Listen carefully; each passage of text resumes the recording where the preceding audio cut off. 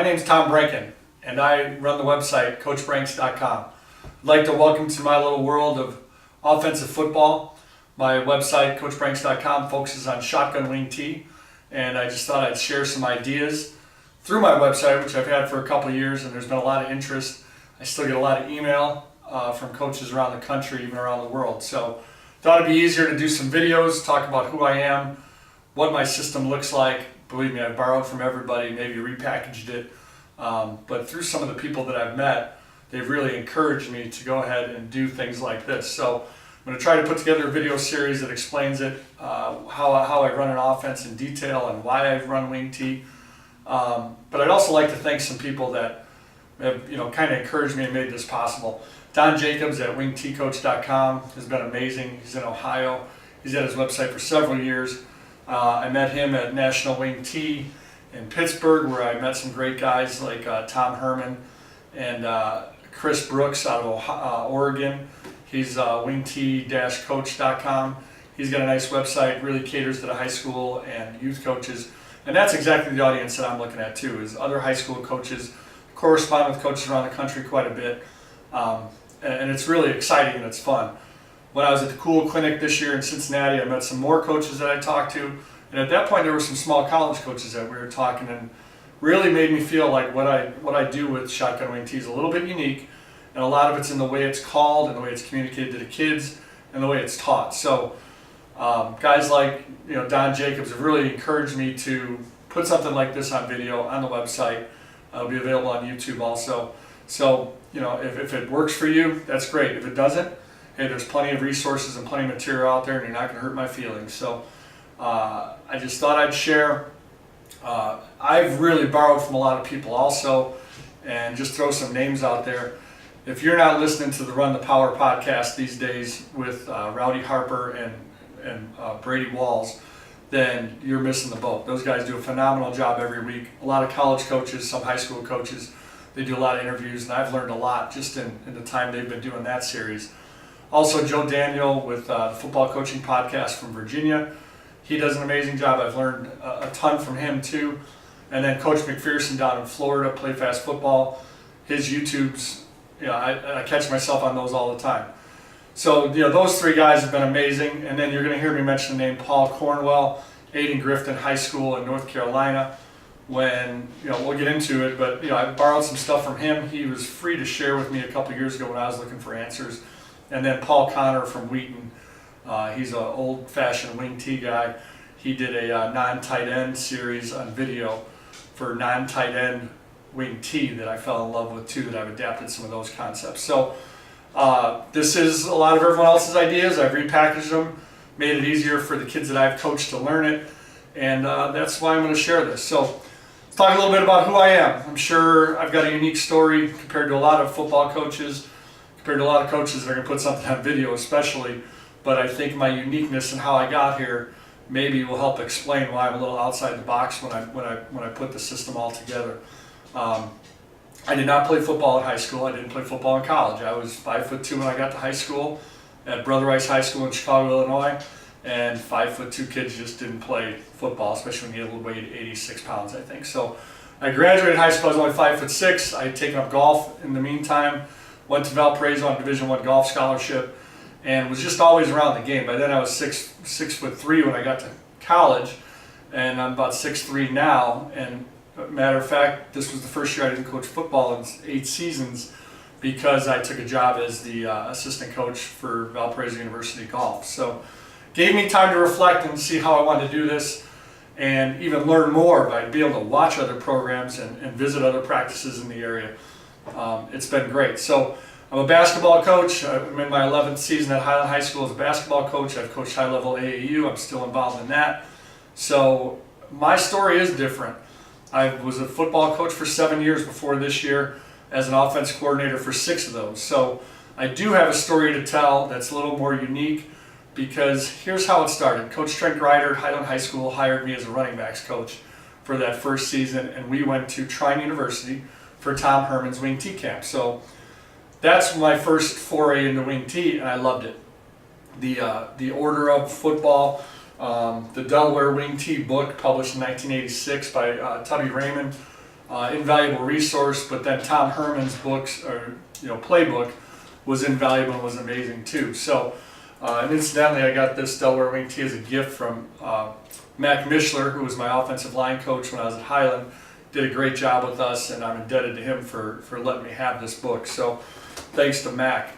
And thanks to Trent Grider for giving me the opportunity to be a coach. And then what happened was we were under center, traditional wing tee, and anyone who knows the first year for wing tee can be a little bit of a struggle. And some of it was because of all the rules, and the kids just learn on assignments. At the end of the year, we got pretty good that first year and really pulled off an upset in the state playoffs, 2 upsets really, that got us to a sectional championship. Let me preface all this by saying, look, I don't have state championships. We didn't gain 8,000 yards a year. This is just my system and what made sense for an average high school program, probably like everybody's out there. Not everybody wins state championships every year, let's be honest. So this is for the regular guy who's running a good football program. I've coached in Northwest Indiana. We're a 4A schools. I've been at 3 of them in 7 years. And the way we number our classes in Indiana, 6A is the highest. 6A and 5A are really one division that they've split the super schools out. And then there's 4A, 3A, 2A, 1A. So 4A is really in that second 20%. Typically 900 to 1,400 kids in that group. So we're playing football against really good programs, good sized schools. Probably no different than what a lot of you who are watching this would be coaching in with your program. So that's who I am. I was a coordinator. So I got the shotgun wing tee because when we put it in under center, we just didn't have answers for weak side blitzes off the edge. And you can say, oh, that's your counters, that's your waggles. But for us, it was just we couldn't control those guys. And the football coach in this area knew wing tee, so we weren't surprising anybody. And I just knew I had a quarterback who was really a running back. We didn't have a typical quarterback skilled kid who goes to camps and has the big arm. So in searching for things, Coach Murphy at Montana, saw his website. I saw Paul Cornwell had done a presentation, PowerPoint that he shared with me. I still use his formations. So it's been an experience for me to use guys like that and then kind of make it my own. And believe me, this is something that you've got to believe in, and you got to want to make it your own if you're going to make it work, especially if you're going to call it effectively. So when we went to shotgun, we started experimenting. Our quarterback became a runner. We were able to still run all our base stuff. It was buck sweep, it was down, it was trap, it was belly, counters, crisscross was in there. We still had waggle, we had down pass, we had power, and we put in jet power read too. So we were able to use our quarterback and our running backs. We became very multiple. And for our offensive line, things didn't change. It was still buck, it was still trap. They didn't care who was running the ball. Gave us the ability to do more motion too. So let's back it up a little bit. Let's talk about why wing tee. And again, my Twitter handle is Branks10. I've corresponded with quite a bit of you on there. Here's the website, Coach.Branks.com. And if you have any emails, ideas, suggestions, Coach.Branks@gmail.com. I'll put all that in the summary and even on the screen here after we edit this. So, why shotgun wing tee? First of all, I think you got to be a smash mouth football team. If you're in high school in Northwest Indiana, we don't have great weather. You have to be able to run the ball. We don't get to recruit quarterbacks. We never know our skilled guys. But I just feel like I could teach linemen and find guys to run behind a good line with a good scheme, and I want to be smash mouth. Typically, we play when we get to week 9, 10, if you're in the state playoffs, deep, you're going to be playing in snow and sleet and ice and horrible weather conditions. It's almost expected once you get to week 8 or 9. So that's why I think you got to be able to run the ball. We don't have kids with big hands. The balls get cold. It's just a lot easier to be smash mouth in this area. And typically the teams that have done really well in this area that have made runs to the state title have been running teams. A single wing team at Whiting, you had Power I with Lowell, and Dran was really a run-based team with some jet power read and some inside run. So those are teams that are smash mouth, and in August when everybody's chucking it all over in 7-on-7 season, it all looks good. But even when I look at the Chicago teams in Illinois, the really good teams, the Mount Carmel's, Brother Rice's, teams like that, they're smash mouth. They're going to wear you down, they're going to beat you up, and that's how they're going to win football games. Wing T, we go shotgun. Now, I've had arguments with people about this. Regular under center wing T, everybody talks about deception. When you're sharing midline on trap, buck, waggle, it all looks the same. I get it. I like using my QB as a threat. My quarterback just wasn't enough of a threat for me when we were under center because he always had his back to the play. So you had your boots and you had your waggles, but it just wasn't the same as making him a running back and be able to put people in space, put another running back in space. So I will trade quarterback as a threat versus deception, and that's just my decision. You might disagree. That's your prerogative, but that's my decision. When I went from Highland to Calumet High School, and we had to put in gun wing T, it was much easier gun footwork for the quarterback and the running backs than it was under center. We spent a lot of time that first year at Highland under center, and then every year after, really working on how to share the midline, how to pivot, and the quarterback really had a lot of responsibility for that. And then as soon as you had an injury and had a second string fullback in, things could get ugly, and you had fumbles because guys were rubbing each other too tight. So the footwork became a lot easier out of shotgun for the quarterback and for the backs. So, I just felt like that makes it easier to install. Gap scheme, big fan of gap scheme, not as much a fan of zone scheme at the high school level. I'd rather get my double teams blocking down, have a kick out, and bring somebody into the tunnel. I talk tunnels. We'll talk about that in another episode of this series. But I taught tunnels. I got away from gap down backer and a lot of the rules. Instead, we talked about tunnels with inside walls, outside walls, and in the tunnel. So I'm a big fan of that because we can't recruit the linemen. We've got to use the linemen that show up in the hallways that come out for football. So I just felt like zone scheme's just too detailed to get really good at. And it does take a ton of skill and a ton of communication. I felt like gap scheme out of wing T was just easier to learn. And it also was easier for the running backs because the running backs now know where the whole area should be compared to zone, where sometimes it takes a special running back against really elite competition like we faced to be able to see backside cuts and they have great vision and extra quickness. I'd rather have gap scheme where we can actually tell them about where the hole's going to be. Now it's going to move, and we'll talk about that later, but much more of a fan of gap scheme than zone scheme. Wing T, built to have answers. I mean, it's in here. You're going to put defenses in conflict, and you're going to have answers for things like defensive end. Are you going to block them down with buck sweep? Are you going to them out with down? Are you going to run power and kick them out with a fullback? Or are you just going to run jet power read and read them and try to make them wrong? So, a lot of answers, and really any offense that's a system, it should have answers. If you're running wishbone back in the day, had answers. You tried to make people wrong. So, big fan of having answers. Shotgun wing T has that. Lastly, it can be old school and new school at the same time. Okay, you can absolutely play in a phone booth. You can have your tight end and your wing attached. You could bring another, your slot. I like to have my slot in space to make the defense account for him. You could bring him in and attach him to the weak side tackle. You can be old school and run all the base stuff out of shotgun wing T that you can run under center. You can also be what I say new school. Matt Canada a couple years ago made that shovel option really famous at Pitt. Well, that's into my offense. I've got that, so I consider that new school. I can go 2x2, I can go trips and still run a lot of the base schemes of wing T. That's new school. I mean, there's no trips formation in here. So I consider new school, old school at the same time because the base package, the way you're going to block it, is definitely old school. But you can do things with motions and have some bells and whistles, that's new school. And you can even be spread. You can be trips, you can be 2x2, have base run scheme, and still be able to throw some of your air raid concepts and spread concepts. So I like to say it's smash mouth spread is really what this shotgun wing T is. It's new school, old school at the same time. So we'll get into all that. That's why I chose wing T. You can absolutely disagree with me on all of this, and that's your choice, and not watch. That's fine. But if anybody gets one thing out of this, then it's worth doing. And we'll talk later. I have a challenge for you as a football coach and as a coach in any program. Stay tuned to the end, and if you don't like this, at least flip to the end. Like I said, I've got a challenge for football coaches out there. So now let's talk about my version.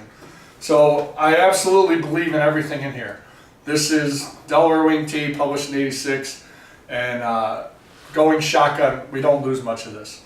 So that being said, let's talk about how I run it. Took out all the numbers. There's no numbers in my system. Backs aren't numbered, holes aren't numbered. It's going to be all concept. We're going to teach buck. we're going to teach power, we're going to teach belly, we're going to teach waggle, and it's going to be a concept. Each running concept has a side of the offense, because I'm going to flip the offensive line. We're going to have strong and a quick. Couple things why that works.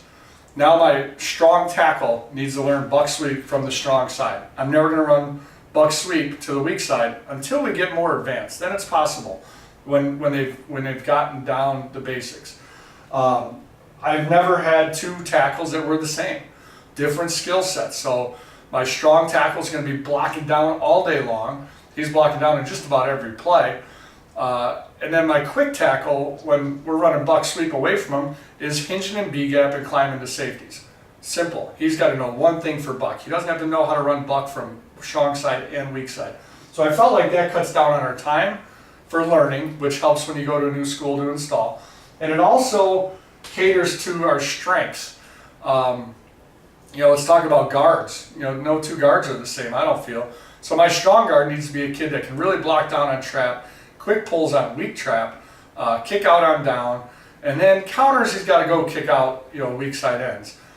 My quick guard is the guy that he's my money player. He's pulling and he's in the hole on buck, he's pulling on power. He's going to be the athlete of the two, probably better athlete than the strong guard. But we can get into that too, how I see strengths and weaknesses and how they fit. But I think you're allowed to do that more when you flip your offensive line. I don't think there's tells. I've talked to friends who are defensive coordinators. They still are scared of 53 yards wide, and this, when they have to defend this offense. We're not giving anything away by flipping the line, believe me, because we can run counters, we can run crisscross, we can run weak trap. You can get to weak buck. I did that at Highland. So you're not giving anything away by flipping the line. So again, base simple. Simple's better. Two base formations. If you're an old wing T guy, I'll just draw it up really quick. You had 100 series, you had ball, guard, tackle, tight end, wing. You had a quarterback under center, fullback, a halfback. Then you had your weak guard, weak tackle, and you had a wide out in space. All I did, and again, this is Paul Cornwell from Aiden Griffin High School in North Carolina. Instead of this being 100, what we did under shotgun, I put the H out in space, backed the quarterback up to where the F was, and by rule, my fullback is on the weak side. This became east for me. Strong right, like a compass, like I tell the kids, north, south, east, and west. Strong right is east. That's a base formation for me. There are base rules with that. That's east. If I flip it, I have west. It'd be strong left. Then I have clowns and jokers. So think about jokers. Clowns to the left of me, jokers to the right. There's an old song. I usually show the kids the video to let it sink in. It's also left and right. So if I said jokers, all we do is kick these guys out into 2x2. And I've got clowns to the left, jokers to the right. And again, jokers got the R. If I flipped it, my strength is to the right. So now I have a strong guard, strong tackle. So if I say clowns, the whole thing flips. Not a big deal. Kids actually love it. What I'm going to do then is I have individual tags for specific changes. And again, I'll talk about this in the next video. It's going to be about formations. Simple things like if I say plus, the F goes to the strong side. It's not a left or right concept. Plus makes stronger by making the F go to the strong side. The H has a tag, heavy, moves him over so he can become trips. I can get into trips, I can get into empty with their basic rules. So individual tags for specific changes, love it. Real easy for the kids. Best part about the individual tags, and think about it, is for these 5 guys, tackle to tackle, all they need to know is the strength. Clowns is strong left, jokers is strong right, west is strong left, east is strong right. And when we say buck, they know it's going strong side. When we say counter, they know it's going weak side. They don't have to worry about left and right. The system's verbal and wristbanded. Simple wristband like this with 36 boxes on it. That's all these kids need to have. Everyone's going to have one, not just the quarterback. So it's definitely no huddle. Kids prefer no huddle, especially here. We have a lot of kids going both ways.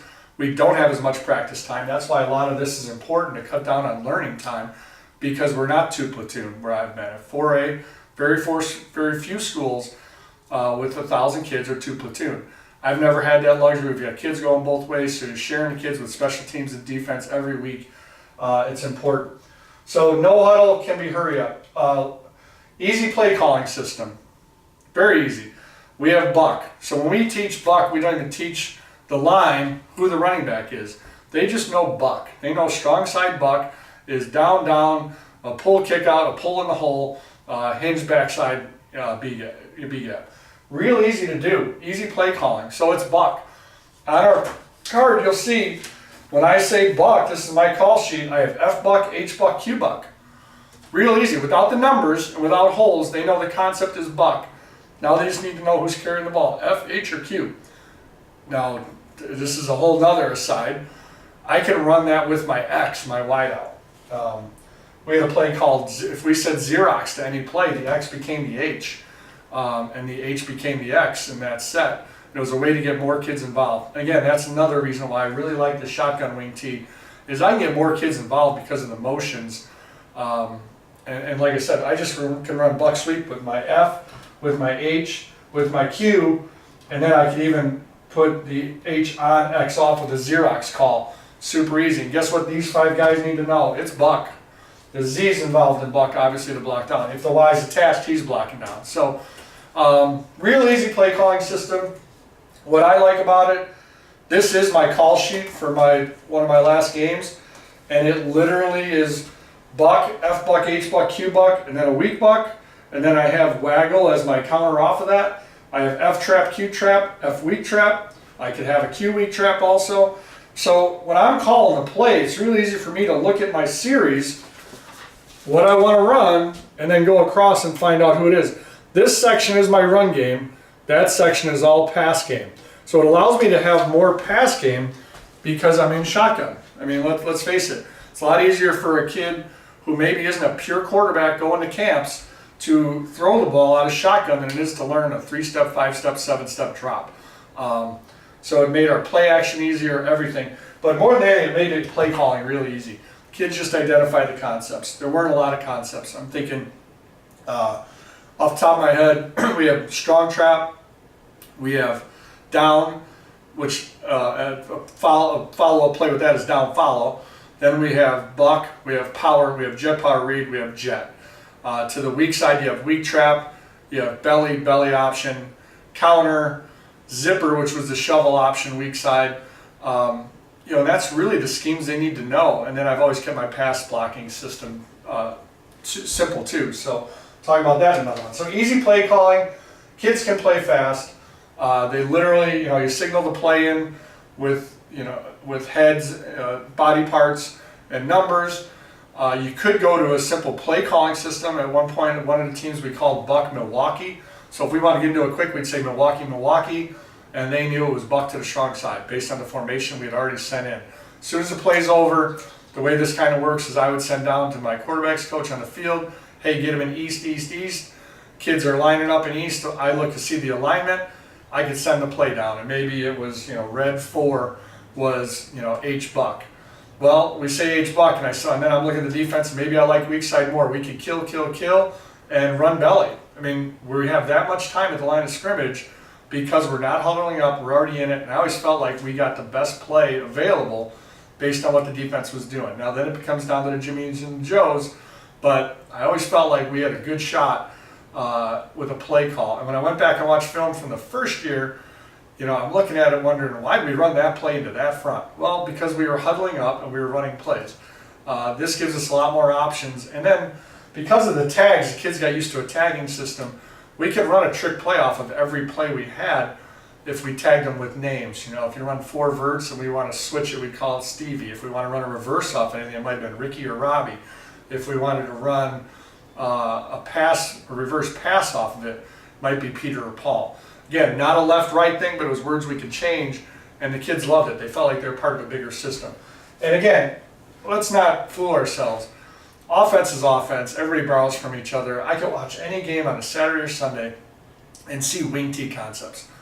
But I just felt like you got to take what you can be and tailor it to your kids. This offense has everything. It has power game. It has spread you out 2x2, trips, lots of motion, or you can play in a phone booth. Year to year, you're going to tailor this to your kids. You might even tailor it game to game a little bit, but the system's already there. You've taught everything. You can go into it and adjust really easy to what other teams are doing to you. It's a simple way to do it because you anticipate they're going to have a defensive end on the outside of your tight end. Well, then they show up and they're in an under front, and you've got to account for them. Well, that changes your play calls. You don't have to change your scheme. You're just changing what you're calling, and the kids already know the offense, and it's beautiful. Get back to the play calling. This was my card before we went shotgun. I mean, that was just one side. That's the pass side. And again, it was so confusing to be up in a press box that maybe wasn't well lit. And I had black and brown left and right. I had ace left and right. This was our 2x2 Cowboy and Indian left and right. East and West when we went to shotgun left and right. And then Cowboy Indian shotgun left and right. It was nuts trying to figure out what play I was calling. And then the quarterback would have to read the whole play. Cowboy gun, 38 sweep, It was difficult. You gotta remember, you're playing in high school stadiums, not great lighting, and my quarterback had 3 sides with very small writing to try to read the play off. Compared to us yelling a formation in, these play cards were way easier for the kids to read. They're even color-coded, whether it's a play action pass, a drop back pass, or a quick game pass, or just run game. So it was a lot easier for them to be in a formation and see H power. Easy. It wasn't left-right. They know by formation whether it's strong or weak, which side it's going to.